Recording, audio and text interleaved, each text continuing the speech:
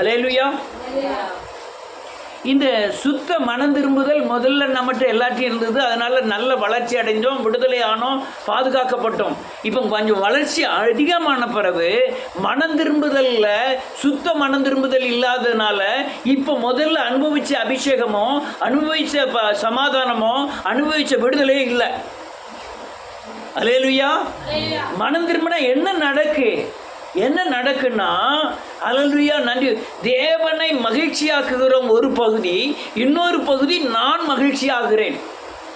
எப்படி மகிழ்ச்சி ஆகிறேன்னா, எனக்குள்ள ஆளுகிற பிசாசின் கிரியைகளின் ஆதிக்கத்தை நான் சிலுவையில் என் பாவ கிரியைகளை அறைந்தவுடனே பிசாசின் கிரியைகள் வெளியே போய் ஆவியானுடைய ஆலோசனை எனக்குள்ளே, ஆலோவியானவருடைய பலன் எனக்குள்ளே, ஆவியானுடைய வெளிச்சம் எனக்குள்ளே வருகிறதுனால தான் புது பலத்தை அடைந்து இந்த பூமியிலே சமாதானமான வாழ்க்கை வாழ்கிறேன். அல்லேலூயா. இந்த காரியங்களில் அநேகர் இப்போ ஓட்ட விடுறதுனால தான் நான் இப்போ ஒரு காரியம் தப்பு பண்ணுறேன், அது தப்புன்னு எனக்கு உணர்த்தப்படணும். அந்த உணர்வு இல்லை. இப்போ நான் உங்களை குற்றவாளியாக எடுத்துருக்கல, எங்கெல்லாமா போகுது அந்த செய்தியை உங்கள்கிட்ட நடைமுறைப்படுத்தி நான் பேசிக்கிட்டு இருக்கேன். எழுப்புதல் ஊழியத்துக்கு அல்லேலூயா. இது இந்த சபை எழுப்புதல் ஊழியத்துக்கு உருவாகக்கூடிய இடம். அநேகர்கிட்ட முதல்ல இருந்த விடுதலை, முதல்ல இருந்த சமாதானம், முதல்ல இருந்த சந்தோஷம் இப்போ இல்லாமல் போக காரணம் சுத்த மனம் திரும்புதல் இல்லை. இது என்ன செய்து தேவனை வேதனை உண்டாக்குகிறது. ஒரு பாவி பாவம் செய்யும் பொழுது தேவன் அதிகமாக வேதனைப்படுவதில்லை. ஒரு பாவி பரிசுத்தமானவன பிறகு அவன் பாவம் செய்யும் போது தேவன் அதிகமான வேதனைப்படுகிறார். அல்லேலூயா. நல்ல கவனிக்கணும். அவர் உட்கார்ந்திருத்தலையும் எழுந்திருத்தலையும் அறிந்திருக்கிறார். உன் போக்கையும் வரத்தையும் அறிந்திருக்கிறார். நீ என்ன நினைக்கிறன்னு அறிந்திருக்கிறார். எல்லாவற்றிற்கும் அல்லேலூயா. நீங்கள் செய்கிற தவறு என்று உணர தெரியாமல் இருந்தால் நான் தேவனை துக்கப்படுத்துகிறேன். அநேகர் அல்லேலூயா அலைந்து திரிகிறவனாயிருப்பாய். அல்லேலூயா. போன வாரம் சொன்னது மாதிரி ஆத்மாவில் சாபம், மன குழப்பங்கள், சஞ்சலங்கள், குடும்பங்களில் போராடுகிற யுத்தத்தை ஜெயிக்க முடியாத தன்மைகள், இதெல்லாம் ரொம்ப முக்கியமான பாடங்கள். அநேகருடைய வாழ்க்கையில் குடும்பத்தில் நடக்கிற ஒவ்வொரு காரியத்தையும் ஜெயிக்க முடியாமல் அநேகர் வேதனைப்படுகிறார்கள். ஏன் வேதனைப்படுகிறாலும் சுத்த மனம் திரும்புதல் இல்லை.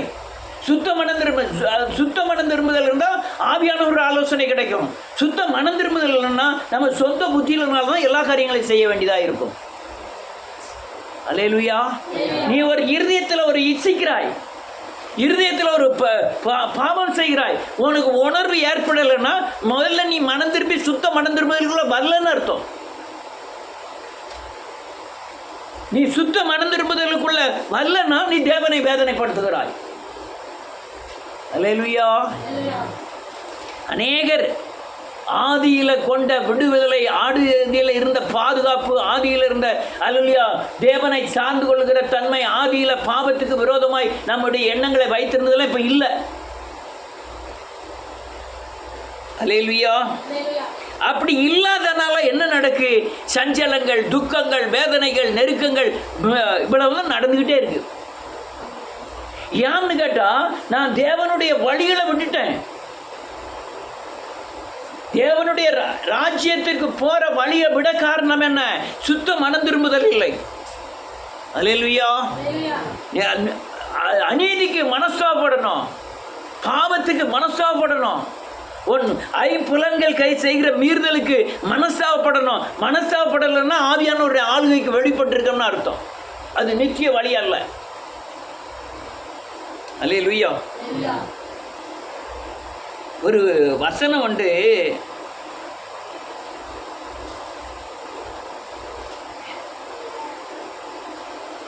எடுக்கக்கூடாது, ஆனால் உங்களுக்கு காமிக்கணும் அந்த வசனத்தை. நீதிமொழிகளின் புஸ்தகத்தில் இருக்கும் 27வது அதிகாரம் 4வது வசனம். சங்கீதத்திலேருந்து நீதிமொழி போக மாட்டேன், இருந்தாலும் இது ஒரு வசனத்தை காமிக்க வேண்டியிருக்கு. 27வது அதிகாரம் 4வது வசனம். இல்லை 11வது வசனம். என் மகனே, என்னை நிந்திக்கிறவனுக்கு இருக்கத்தக்கதாக நீ ஞானவானாகி என் இருதயத்தை சந்தோஷப்படுத்து. யார் சொல்றா? தேவன் சொல்றாரு. நீ ஞானவானாக, நீ இருதயத்தை சந்தோஷப்படுத்தணும். பிசாசை ஜெயிச்சாகணும். பிசாசை ஜெயிச்சா நீ பாவத்துக்கு இடம் கொடுக்காம இருக்கணும், நீ அநீதிக்கு இடம் கொடாம இருக்கணும். இதெல்லாம் உங்க அல்லேலூயா தேவனை சந்தோஷப்படுத்துகிற காரியம். அல்லேலூயா. வாசிப்போம் சங்கீதத்தின் புஸ்தகம் 130 சங்கீதம் 21வது வசனம்.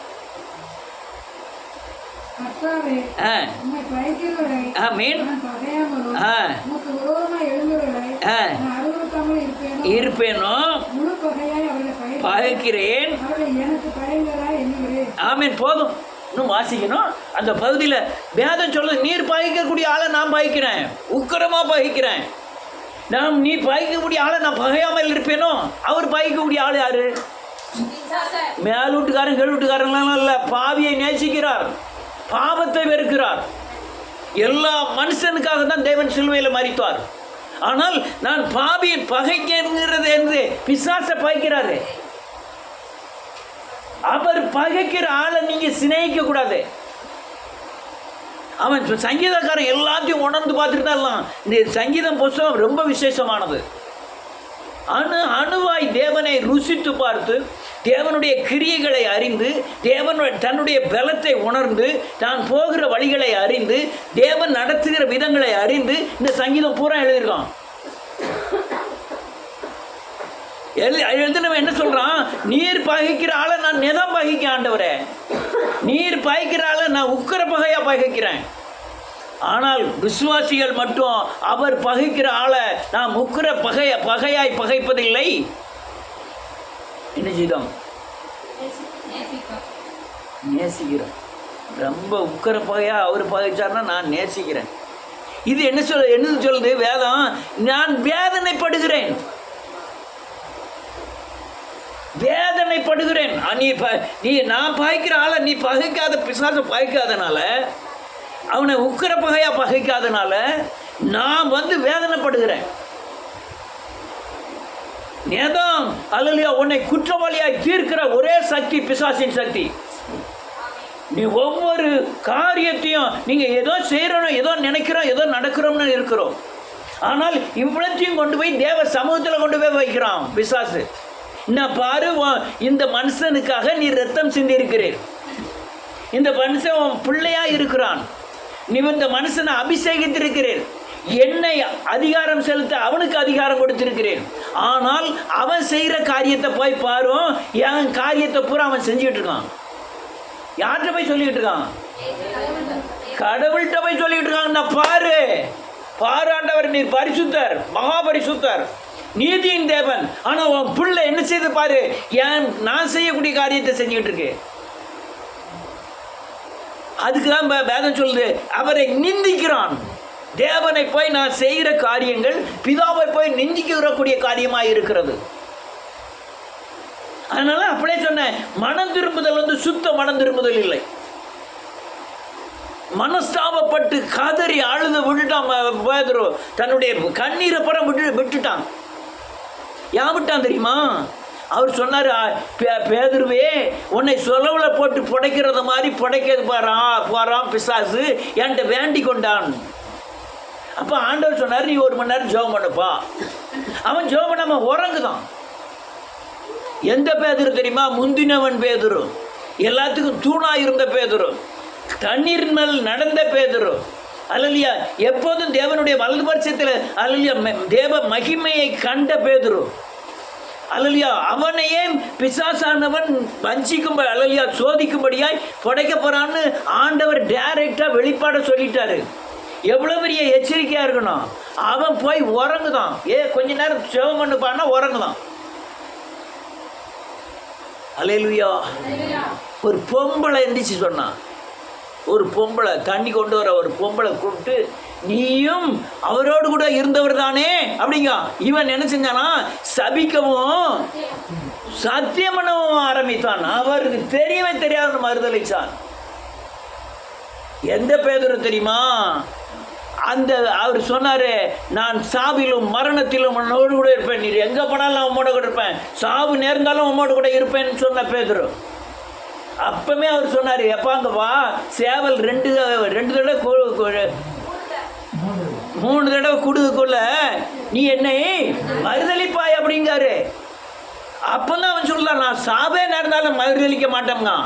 ஆனால் அதே நேரத்தில் சேவல் கூவின உடனே அவனுக்கு ஞாபகம் வருது, ஐயா ஆண்டவர் இப்படி சொன்னார, சொன்ன மாதிரி நடந்துக்கிட்டு இருக்க, நான்லாம் தப்பு பண்ணிட்டேன், பாவம் பண்ணிட்டேன்ட்டு ஹான்னு சிரிச்சிட்டு போகல, உடனே கண்ணீர் விட்டு மனங்கசந்து அழுதுட்டான்.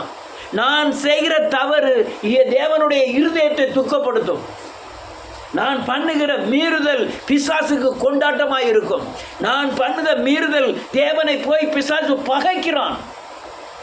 அல்லேலூயா, பகைக்கிறான்.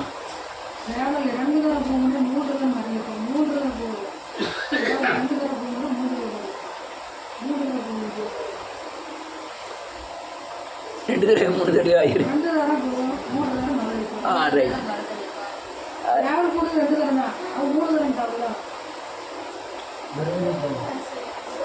ரைட், அது வாயில் கரெக்டாக 2 பேர் வந்துக்கிட்டு இருந்தது. இவர் 3 தடவை டக்குன்னு நான் 2 தடவை விட்டுட்டு 3 தடவை. அல்லேலூயா. ரைட், இயேசுவின் நாமத்தினால. அல்லேலூயா, அல்லேலூயா. நீங்கள் பரிசுத்தமாகும் போது ஆவியானவருடைய பலனும், நீங்கள் பாவம் செய்யும் போது பிசாசின் பலனும் உங்களுக்குள்ளே கூடிகிட்டே இருக்கும். ஆனால் பிசாசின் பலத்துக்கு நீங்கள் அல்லேலூயா கஷ்டப்பட்டு அதை கொண்டு வர வேண்டிய அவசியமே இல்லை. அது ஆட்டோமேட்டிக்காக பாவம் செய்யறதுக்கு உண்டான வழிமுறைகளை ஏற்படுத்தும், உங்களுக்கு உதவி செய்யும். ஆனால் பரிசுத்தமாவது கஷ்டம். உங்கள் சுபாவம் இயேசுவை போல மாறுவது கஷ்டம். அல்லேலூயா. நீங்கள் தேவ சாயலுக்கு உட்படுவது ரொம்ப கஷ்டம். ஆனால் கஷ்டமானதை 2 நிமிஷத்தில் பிசாசானவன் இடிச்சு போட்டுருவான்.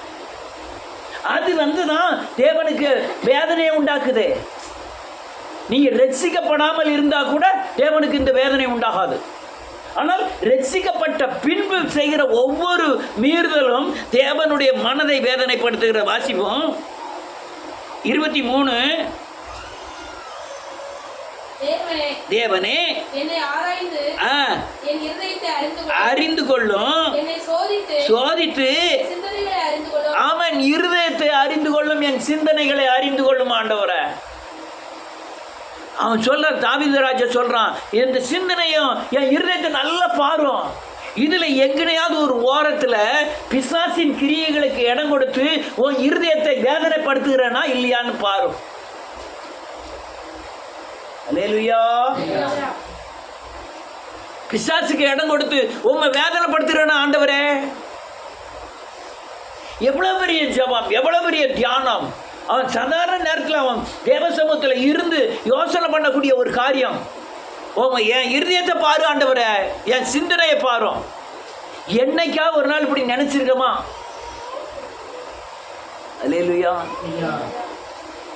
என் இருதயத்தை பாரு ஆண்டவரே, ஆராய்ந்து பாரும், என் சிந்தனையை ஆராய்ந்து பாரும். எனக்கு வேதனை உண்டாக்குற வழி ஏதாவது உண்டா? உம்மை பகைக்கிற பிசாசை நான் பகைக்கேன், அவன் கிரியைகளை நான் பகைக்கிறேன், செம்ம பகையா பகைக்கிறேன். அல்லேலூயா. அவன் தாவீது ராஜாவுடைய ஸ்டேட்மெண்ட் என்ன நடக்கு? நல்ல காட்டுக்கிடுங்க. 2 பேர் பாவம் செஞ்சான். ஒன்று யூதாஸ் காரியாத்து, ஒன்று பேதுரு. பேதுரு எவ்வளவோ பாவம் செய்தான், தேவனை மறுதலித்தான். ஆனால் ஒருத்தன் மனங்கசந்து அழுது மனம் திரும்பினான், அவன் தப்பித்து கொண்டான். அவன் மேலே ஆவியானவர் இறங்கினார், அவனுக்கு தரிசனமானார் தேவன். அல்லேலூயா. தன்னுடைய பரிசுத்தாவியை அவன் மேல் வைத்தார், தேசத்திலே வல்லமையாய் பயன்படுத்தினார். உலகத்திலே முதல் ஆலயம் பேதுரு ஆலயம் தான். அதை பெரிய பேதுரு ஆலயத்தை கட்டினார்கள். இன்னைக்கு வரையும் பேதுருவை அல்லேலூயா தேவன் மகிமைப்படுத்தி வைத்திருக்கிறார். ஆனால் யூதாஸ் காரியாத்தோ மனம் திரும்பலை, மனங்கசந்த அழலை. மனங்கசந்த அழாதனால போய் 4 கொண்டு செத்தான். நான் வேதம் சொல்லுது. 2 பேரும் ஒரே தவறு தான். மறுதளிக்கிறவங்க ஒன்று தான், காட்டி கொடுக்கறதும் ஒன்று தான். காட்டி கொடுத்தான் அவன், இவன் மறுதளிச்சான். ஆனால் இவன் மனம் திரும்பினான், அவன் மனம் திரும்பலை.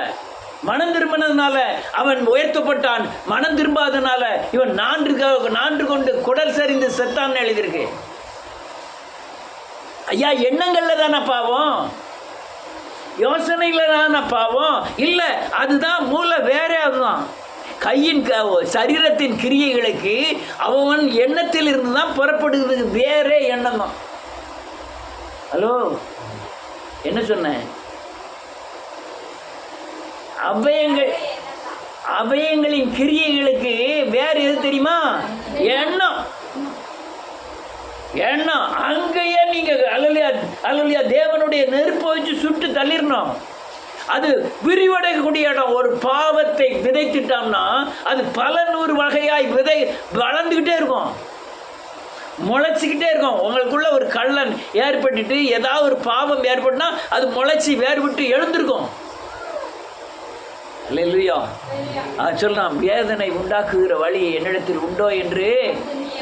எந்த வழியில நடத்துமா? நித்திய வழி என்று. பரலோக ராஜ்யத்துக்கு ஜீவனை பெற்றுகையா, அந்த ஜீவன் நித்திய ஜீவனை அடைவதற்கு நான் பரிபூர்ணப்படை அடைய வேண்டும். என் சரீரத்தின் கிரியைகள் இயேசுவின் சாயலுக்கு ஒப்பாய் மாற வேண்டும். என்னுடைய எண்ணங்கள் ஆவியின் கனிகளுக்கு உட்பட வேண்டும்.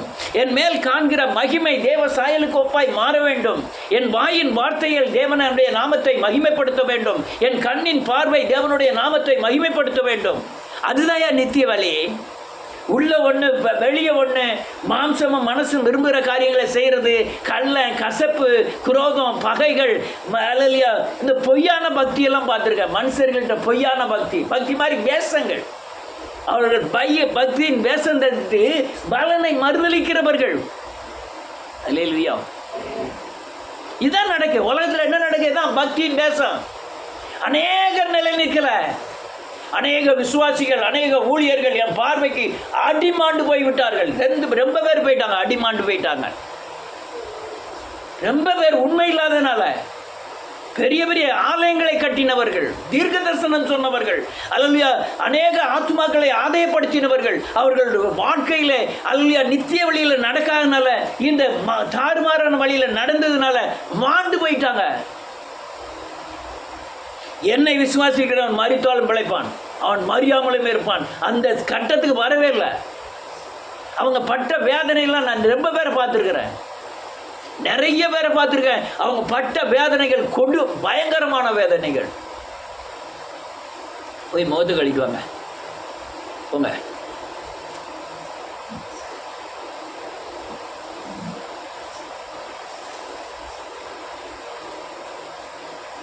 அல்லேலூயா. வேண்டாம், இது விஷப்பரிச்ச. நீங்க தீயோட விளையாடுதீங்க. அநேகர் தீயோட விளையாடுதோம். அவர் நீதி உள்ள நியாயாதிபதி. அல்லேலூயா. அநீதிக்கு உடனே போகிறவர் அல்ல, பரிசுத்தத்துக்கு மட்டும்தான் உடனே போவார். நீங்க தேவனை சேவிக்கிற தன்மை மட்டும் குறைஞ்சதுன்னா ஆட்டோமேட்டிக்கா பிசாசின் கிரியைகள் உங்க வழியில இடைபட ஆரம்பிப்பான். நீங்க தேவனை நோக்கி போயிட்டு இருந்தனா எந்த பிரச்சனையும் இருக்காது, நித்திய வழியில நடத்தும். அல்லேலூயா. நித்திய வழியில நடத்தும் ஆண்டவரே, கெஞ்சணும் ஆண்டவரே, என்னை நித்திய வழியில நடத்தும். வேதனை உண்டாக்குகிற வழி என்னிடத்தில் உண்டா என்று என்னை ஆராய்ந்து பாரு ஆண்டவரே. அநேகர் வேத வசனத்திலே அநேகர் தேவ சத்தியத்துக்கு மீறி போனதுனால மாண்டு போயிட்டாங்க. அவனுடைய மரணம் ரொம்ப கொடியதா இருந்தது. பிலேயாமுடைய மரணம் தெரியுமா? கத்தியை வச்சு குத்தி கொண்டு போட்டாங்க. ஆகாப்புடைய மரணம் தெரியுமா? அல்லேலூயா. அவனையும் குலோஸ் பண்ணிட்டான்.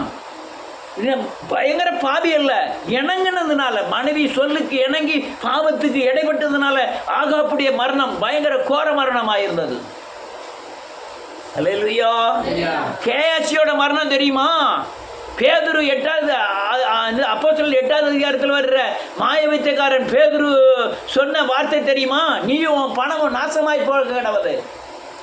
நித்திய வழியில் நடக்கணும், நித்திய ராஜ்யத்திற்கு நேராக நடக்கணும், சத்தியத்தின்படி நடக்கணும், சத்தியத்தின் மேலே வைராக்கியம் இருக்கணும். ஒரு வார்த்தை பேசிட்டோன்னா மனசாவப்படணும், ஒரு பார்வை பார்த்துட்டோன்னா மனசாவப்படணும், தேவனை நோக்கி நடக்கணும். அல்லேலூயா. ஜெயமுள்ள வாழ்க்கை வாழணும், பிசாசை ஜெயிக்கிற வாழ்க்கை வாழணும், பிசாசிட்ட காயப்பட்டுக்கிட்டே போகக்கூடாது. நீதியின் சூரியனை தரித்திருக்கிறோம். அல்லேலூயா. அதனால நல்ல கேளுங்க. அவர் பகைக்கிறவரை நீங்க பகைக்கணும், உக்கிர பகையா பகைக்கணும். அல்லேலூயா. அவ எந்த உங்க வாழ்க்கையில எந்த எல்லையிலையும் பிசாசின் கிரியைகளுக்கு நீங்க இடமே கொடுக்க கூடாது. எந்த வழியா அவன் பிசாசு வந்தாலும் அவனை எதிர்க்கக்கூடிய தேவ பலன் உங்களுக்கு வேணும். மகன் தானே பாவம் செஞ்சா போயிட்டு அநேகர் பார்த்துருக்காங்க. தாய் தகப்பன மகனுக்கு தான் பிள்ளைக்கு ஒரு நீதி, அடுத்த பிள்ளைக்கு ஒரு நீதி. அது என்னையா வாழ்க்கை? செத்த வாழ்க்கை. கிறிஸ்துவன் ஆகிட்டேன், நான் தேவனுக்குள்ளே வந்திருக்கேன், ஆலயத்துக்கு வந்திருக்கேன், என் பிள்ளையும் ஒன்று தான், இன்னொரு பிள்ளையும் ஒன்று தான். அந்த தன்மைக்கு வரலன்னா பைபிளே தூக்கக்கூடாது. அது நீங்கள் வெள்ளைக்காரன்ட்ட படிக்கணும். வெள்ளைக்காரன் பார்த்தீங்கன்னா ஆப்பிள் பூரா வச்சுக்கிட்டு ஏதாவது ஒன்று எடுத்துக்கோமா. நம்ம